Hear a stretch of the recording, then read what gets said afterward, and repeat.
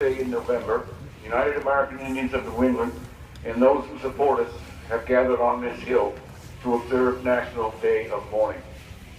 Today marks the 47th time we have come here, in all kinds of weather, to mourn our ancestors and speak truth about our history. Those who started National Day of Mourning could not have envisioned that their descendants and the descendants of their supporters would still be here year after year, carrying on this tradition.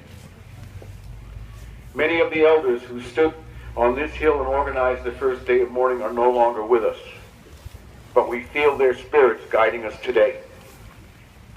Now, National Day of Mourning should always been a part of the history of this country. 46 years ago, my father, an Aquino Wampanoag man named Wamsuta Frank James, was invited to address a so-called gathering of so-called dignitaries celebrating the 350th anniversary of the stumbling ashore of the Pilgrims.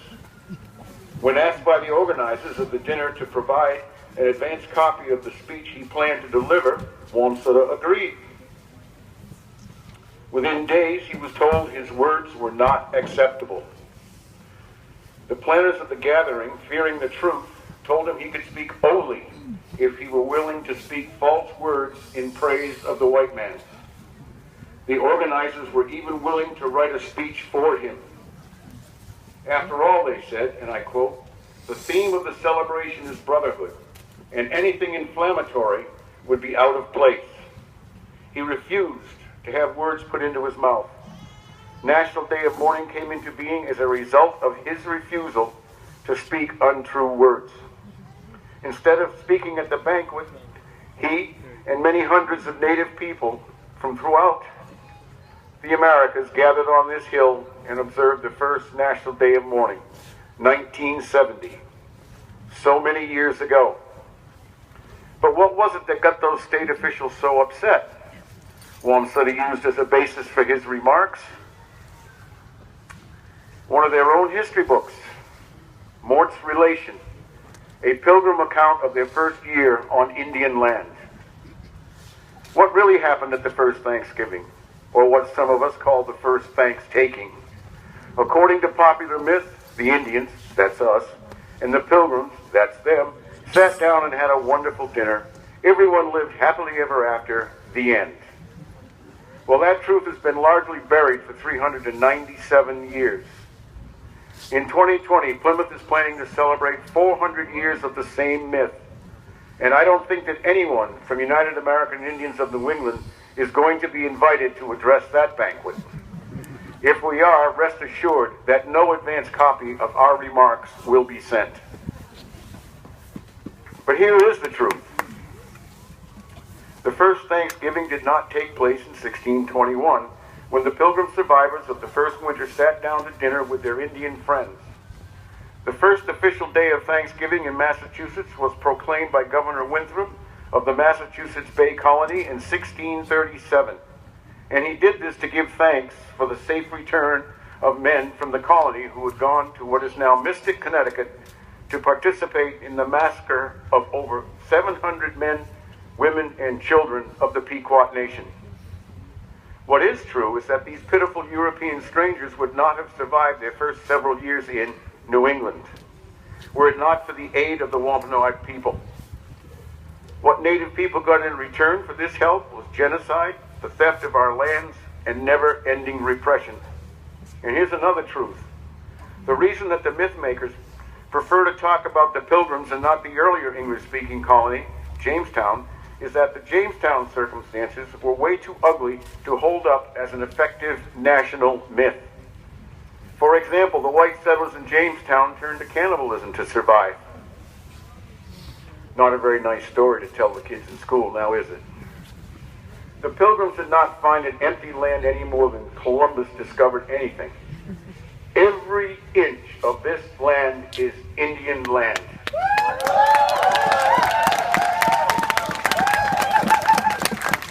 The Pilgrims, who call themselves saints, did not come here seeking religious freedom. They already had that in Holland. They came here as part of a commercial venture. The Mayflower Compact was nothing more than a bunch of white men and women sticking together to ensure that they would get a return on their investments. They introduced sexism, racism, and a class system to these shores. And guess what? They did not even land at that sacred shrine down the hill called Plymouth Rock.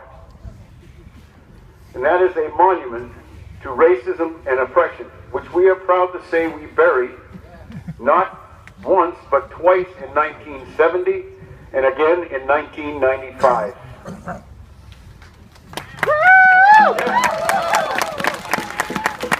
Now, upon arriving, the Pilgrims opened my ancestors' graves and took funeral objects. They also took as much as they could carry of our corn and bean supplies.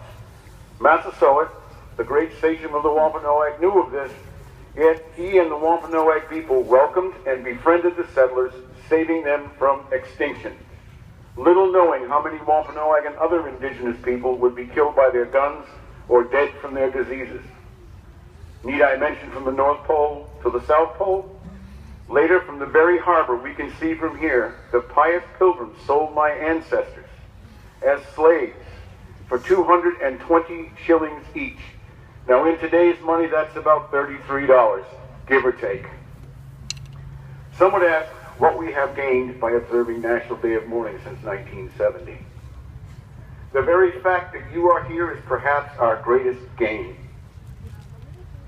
People from the four directions, having seen through the Pilgrim myth, join us every year in the struggle to destroy that mythology. There are two plaques erected by Plymouth, one on Coles Hill, that's the name of this hill, to honor Day of Mourning, and another at Post Office Square, to honor Metacom or King Philip. This was part of an agreement we signed with Plymouth in 1998. Those of us who were here in 1997 will never forget what happened to our peaceful march. After a powerful show of unity demanding all charges be dropped, Plymouth was forced to drop the charges and erect the plaques. Yes. Now there are at least 2 rocks in Plymouth that speak the truth.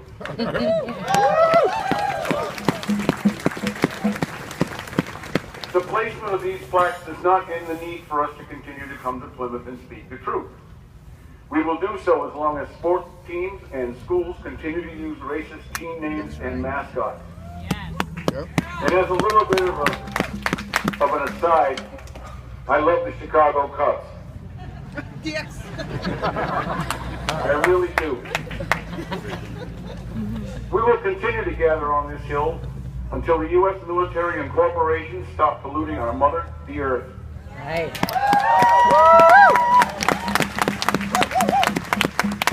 We will continue to stand here and protest until racism is made illegal. We will not stop until the oppression of our two-spirited sisters and brothers is a thing of the past. When the homeless have homes, when the people from Mexico, Central and South America are no longer targeted, when no person goes hungry or is left to die because they have little or no access to quality health care. And when union busting is a thing of the past. Until then, the struggle will continue.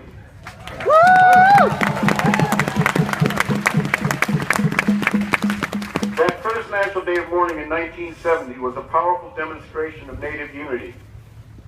Today is a powerful demonstration of not only Native unity, but the unity of all people who want to speak truth to power. People who want the truth to be told and want to see an end to the oppressive system brought to these shores by the Pilgrim invaders. Sadly, the conditions which prevailed in Indian country in 1970 still prevail today. In 1970, we demanded an end to the Bureau of Indian Affairs. It is still a demand today. Native nations do not need federal oversight to govern ourselves.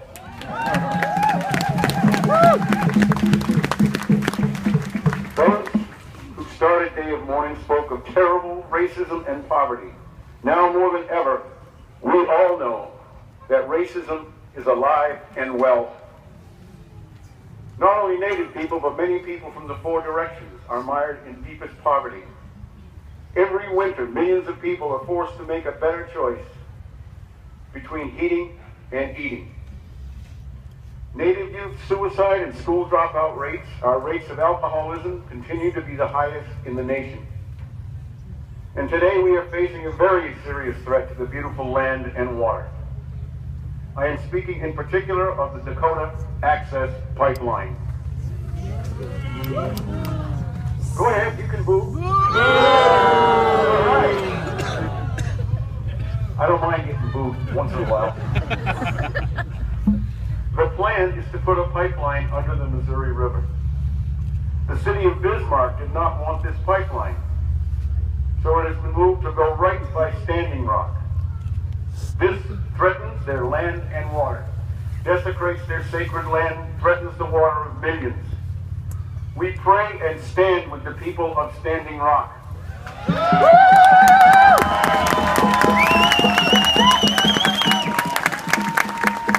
We also pray for our people who have died during this past year and during the past 524 years since Columbus showed up.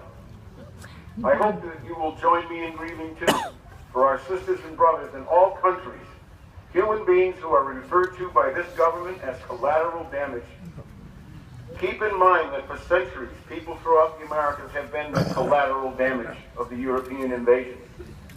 I also hope you will join me in grieving too for the intense, immense suffering of our sisters and brothers in Afghanistan, in Pakistan, in Palestine, in Iraq, and in Syria. All human beings who suffer and face acts of terror on a daily basis. Remember, too, the hundreds of millions of people who go hungry today no matter where they live. We condemn all acts of violence and terrorism perpetrated by all governments and organizing against innocent civilians worldwide. Since the invasion of Columbus and the rest of the Europeans, Native people have been virtually non-stop victims of terrorism. The slaughter of the Pequots at Mystic in 1637, the U.S. military massacres of peaceful Native people at Wounded Knee and Sand Creek, and so many, many other places. The very foundations of this powerful and wealthy country are the theft of our lands and the slaughter of Native peoples, and the kidnapping and enslavement of our African sisters and brothers. Today, on liberated territory, we will correct some history and do so in a country that continues to glorify butchers such as Columbus, in a country that glorifies slave-owning presidents such as Washington and Jefferson, and even carves their faces into the sacred hills of the Lakota. Now, on our program will only be Native speakers. This is one day when we speak for ourselves without non-Native people, the so-called experts, intervening to interpret and speak for us.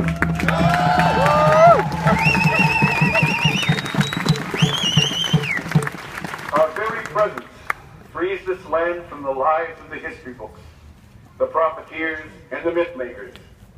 We will remember and honor all of our ancestors in struggle who went before us. We will speak truth to power.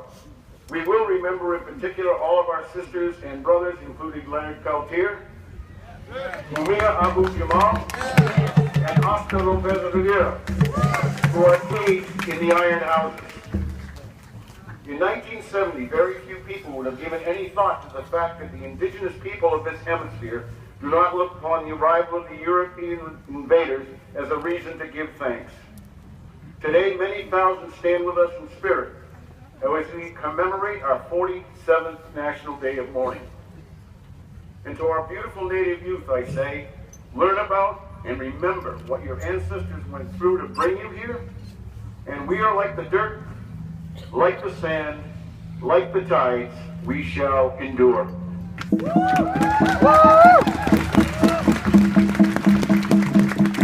the spirit of Crazy Horse, in the spirit of Metacom, and in the spirit of Geronimo, but above all in the spirit of the water protectors at Standing Rock.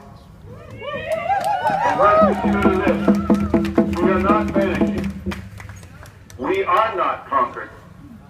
We are as strong as ever. Woo!